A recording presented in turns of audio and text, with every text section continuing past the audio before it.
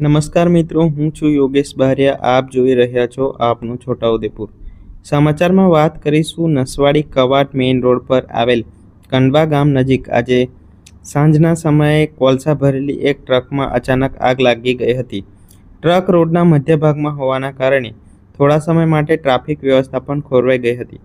મળતી માહિતી મુજબ ટ્રક કોલસા ભરેલી હાલતમાં પસાર થઈ રહી હતી ત્યારે એન્જિનના ભાગથી ધુમાડો નીકળતા ડ્રાઈવરે તરત જ વાહન રોકી દીધું.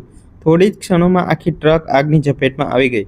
સજાગતા બતાવતા ટ્રક ચાલકે સમયસર ટ્રકમાંથી બહાર નીકળી જતા મોટો અકસ્માત ટળી ગયો હતો અને જાનહાનિ થવાથી બચી ગઈ હતી.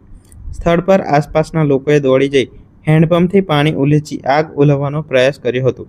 ઘટનાની જાણ થતાં જ નસવાડી પોલીસ ઘટના સ્થળે પહોંચી મદદરૂપ બન્યું હતું અને આગ કાબૂમાં લેવાના પ્રયત્નો હાથ ધરાયા હતા. આ ઘટનાથી કંડવા વિસ્તારના લોકોમાં થોડીવાર માટે ભયનું વાતાવરણ સર્જાયું હતું. ટ્રકમાં લાગેલી આગનું ચોક્કસ કારણ હજી સુધી જાણી શકાયું નથી.